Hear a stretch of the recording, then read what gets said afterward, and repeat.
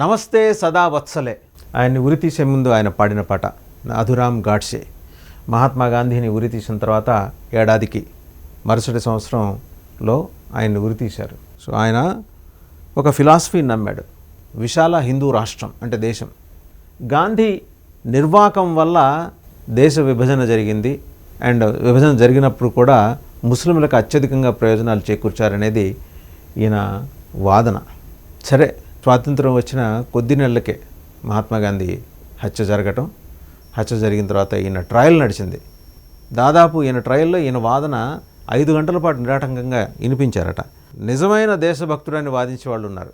సరే, ఆయన దేశభక్తి విషయం పక్కన పెడితే ఆయనకి ఆర్ఎస్ఎస్కు ఉన్న సంబంధాల గురించి ఇవాళకి మీమాంస తేల్లా. ఆయన ఆర్ఎస్ఎస్ బహిష్కరించిందని కొందరు, లేదని కొందరు. ఆయన బంధువులు కానీ, ఆయన మనవాళ్ళు కానీ, ఆయన మేనకోడళ్ళు కానీ చెప్పేది ఏంటంటే ఆర్ఎస్ఎస్ నుంచి ఆయన ఎప్పుడూ బహిష్కరణకు గురి కాలేదని. చాలామంది దాంతో ఏకీపిస్తారు. ఏకకాలంలో అయితే ఆయన పోలీస్ విచారణలో చెప్పింది అంటే ఏకకాలంలో ఆయన హిందూ మహాసభకి పనిచేశారు, ఆర్ఎస్ఎస్కి పనిచేశారు. హిందూ మహాసభ ఒక మితవాద సంస్థ. ఆ మితవాదంలో అతివాదాన్ని ఎత్తుక్కున్నారు. ఈయన ఒక టైలర్గా పనిచేశారు, చిన్న తోపుడు బండి మీద పండ్లు అమ్ముకొని జీవించారు. తర్వాత హిందూ మహాసభ పత్రిక ఈయన సంపాదకత్వం వహించారు. అండ్ అబండెంట్ నాలెడ్జ్, సనాతన ధర్మం మీద ఆయనకి అపారమైన పట్టుండేదని ఆయన సన్నిహితులు చెప్తుండేవాళ్ళు. ఈయన్ని దేశాన్ని 2 ముక్కలు చేసిన దాని మీద ఈయన గాంధీని కాల్చి చంపారని గాడ్సే కోర్టుకి చెప్పాడు. నిజమే. కానీ ఏంటంటే ఆయన దానికన్నా ఎక్కువ గాంధీ ఇస్లామిక్ తీవ్రవాదాన్ని ప్రోత్సహించడం మీద, మహాత్మా గాంధీ ఇస్లామిక్ తీవ్రవాదాన్ని ప్రోత్సహించారనే దాని మీద, అంశం మీద ఆయనతో ఎక్కువగా విభేదించేవారు. ఆయన గురించి ఆయన నవంబర్ 15, 1949 అంబాలా జైల్లో ఉరితీశారు. సో అక్కడ చాలా స్పష్టంగా కనిపిస్తోంది 1 ఇయర్ తేడాతోటి, అంటే ఒక 1 ఇయర్ పైన 7 నెలలు 8 నెలల తేడాతోటి ఆయన ఉరితీశారు. ఆయన ఉరితీసే సమయంలో ఆయన ఒక చేతిలో భగవద్గీత ఉంది, మరొక చేతిలో అఖండ భారత్ పటం ఉంది. ఇప్పుడు అదే మనం మాట్లాడుకోవాల్సిన విషయం. ఆయన అస్థికలు, ఆయన ఒక చివరి కోరిక కోరారు. ఆయన, నా అస్థికలు అఖండ భారతంలో పారే సింధు నదీ జలాల్లో కలపాలి, అప్పటిదాకా భద్రం చేయండి అని చెప్పి.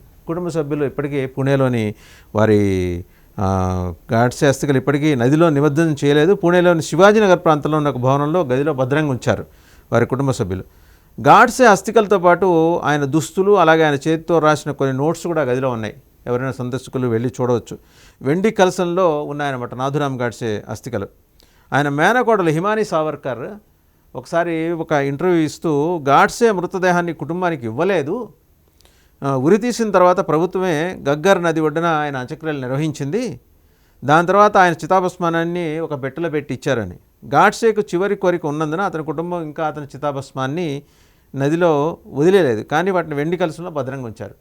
ఇంతకేంటంటే చివరి కోరిక సింధు నది స్వతంత్ర భారతదేశంలో కలిసిపోయే వరకు, అలాగే మళ్ళీ అవిచ్ఛిన్న భారతదేశం సృష్టించబడే వరకు, సో అంటే అఖండ భారత్ నిర్మాణం జరిగే వరకు, సింధు నది పూర్తిగా భారత్లో పారేంత వరకు తన అస్థికలు కలపద్దు అనేది ఆయన విజ్ఞాపన. ఆ కళ పూర్తయిన తర్వాత అతని చిత్తాభస్మాన్ని సింధు నదిలో అలా ఎగురవేయాలి. అంటే భస్మం, చితాభస్మం ఇలా వేస్తుంటారు కదా, మామూలుగా చిన్న చిన్న మట్టి కుండల్లో పెట్టిస్తారు, అలా కాకుండా ఎగరవేయాలన్నారు ఆయన కోరిక. అందుకే గాడ్సే కుటుంబం అతని చితాభస్మాన్ని ఇప్పటికీ కూడా అలాగే ఉంచింది. భారతదేశం మళ్ళీ సంపూర్ణంగా మారడం అనేది హిందూ జాతీయవాదుల కళ. సమీప భవిష్యత్తులో జరిగేట్లేదు. కానీ సింధు నది మాత్రం ఇప్పుడు తీసుకున్న గవర్నమెంట్ ప్రస్తుతం సస్పెండ్ చేసింది కదా సింధు ఇండస్ వాటర్ ట్రీటీని. అందువల్ల మన హద్దులు దాటి వెళ్ళదు. కాబట్టి ఇక్కడ ఆయన చితాభస్మాన్ని నెరవేర్చే ఉద్దేశం. అలాగే ఆయన ఉద్దేశం ఏంటి, ఏకంగా ఉద్దేశం ఒకే ఒక ఉద్దేశం, తుకుడే గ్యాంగ్, అలాగే కమ్యూనిస్టులు, వీళ్ళ మీద అయితే ఆయనకు నిర్దిష్టంగా కొన్ని అభిప్రాయాలు ఉన్నాయి.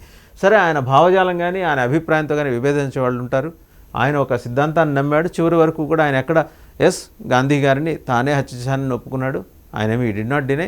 చేయడానికి గల కారణాలను ఆయన కోర్టులో చెప్పుకుంటూ వచ్చాడు. 5 గంటల పాటు సుదీర్ఘ వాంగ్మూలం ఆయన కోర్టు నమోదు చేసుకుంది ఆ సాక్ష్యాన్ని. సరే, మరి భారత జాతిపిత మహాత్మా గాంధీని నేరుగా కాల్చి చంపాడు కాబట్టి తర్వాత ఆర్ఎస్ఎస్ ఎన్నో నిందలు ఎదుర్కొంది, ఎన్నోసార్లు నిషేధానికి గురైంది. ఇందిరాగాంధీ హయాంలో కానీ తర్వాత కానీ నిషేధానికి గురైంది. కానీ ఆర్ఎస్ఎస్ సజీవంగా ఉంది. గాడ్సే కూడా ఇంకా తన ఆలోచన ప్రకంపనలతోటి సజీవంగా ఉన్నారనేది హిందూ మహాసభలో ఆయన ఫాలోయర్స్ అందరూ చెప్పే మాట. అంటే చాలా నిబద్ధతతో ఆయన జీవించారు. మహాత్మా గాంధీని ముందు అభిమానించి ప్రేమించి ఆయన సిద్ధాంతాన్ని అంగీకరించిన ఆకళింపు చేసుకున్న గాడ్సే విభేదించిన కారణం ఏంటంటే ఇస్లామిక్ తీవ్రవాదాన్ని ప్రోత్సహించే విధంగా ముస్లిం లీగ్ పెట్టిన ఆంక్షలకి లోబడి కట్టుబడి దేశాన్ని విభజించారు మహాత్మా గాంధీ అనేది నాథురామ్ గాడ్సే ఆరోపణ. సరే, నాథురామ్ గాడ్సేని దేశభక్తులనే ఎంపీలు ఉన్నారు, రాజకీయ నాయకులు ఉన్నారు. సో ఆయన వచ్చిన సంస్థ ఆర్ఎస్ఎస్ కాబట్టి ఆర్ఎస్ఎస్ను కూడా బ్యాన్ చేయాలి అని చెప్పేసి వాళ్ళు ఉన్నారు. ఏదైతేనే 77 ఏళ్ల తర్వాత నాథురామ్ గాడ్సే కళ తీరబోతోంది. ఆయన అస్థికలు సింధు నదిలో కలవబోతున్నాయి. ఎందుకంటే ఇప్పుడు ఇండస్ వాటర్ ట్రీటీ అని ప్రస్తుతం సస్పెండ్ చేసి ఉంచాం. ఎప్పటి వరకు? పాకిస్తాన్ ఉగ్రవాదాన్ని నుంచి దూరం జరిగేంత వరకు సస్పెండ్ చేసి ఉంచాలని చెప్పేసి ప్రభుత్వం నిర్ణయం తీసుకుంది. అది ఇప్పట్లో జరిగే పని కాదు కదా. వాళ్ళు ఉగ్రవాదం నుంచి వెనక్కి జరగరు కదా. ఉగ్రవాదాలని స్పాన్సర్ చేసే దేశం అదొక దేశం అని మనం అనలేండి, అదొక ప్రాంతం.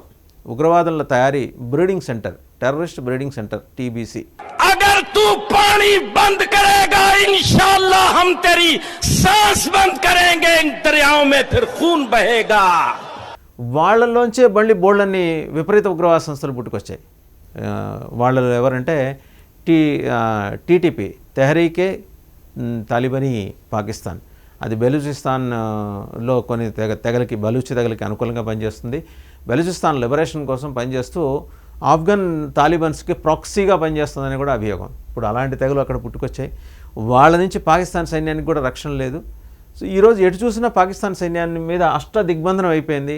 ఇటువైపు భారత్, మరోవైపు సొంత ముస్లిం దేశాలే వ్యతిరేకం అవటం, పక్కన ఆఫ్ఘనిస్తాన్ వ్యతిరేకం కావటం, అలాగే తాలిబాన్ల నుంచి ఒత్తిడి, చొరబాట్లు.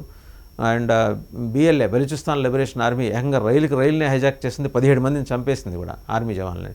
వాళ్ళని వాళ్ళు కాపాడుకోలేని స్థితి. ఏదైతేనే ఈ పరిణామాలన్నిటి దరిమిలా ఈరోజు సింధు నది పాకిస్తాన్ వైపు పారటానికి తాత్కాలికంగా బ్రేక్ పడింది. సో ఈ సందిగ్ధత కొంతకాలం కొనసాగుతుంది. సింధు నదీ జలాలు పాకిస్తాన్లోకి మరి వెళ్తున్నాయి కాబట్టి ఇన్నాళ్ళు ఆగారు.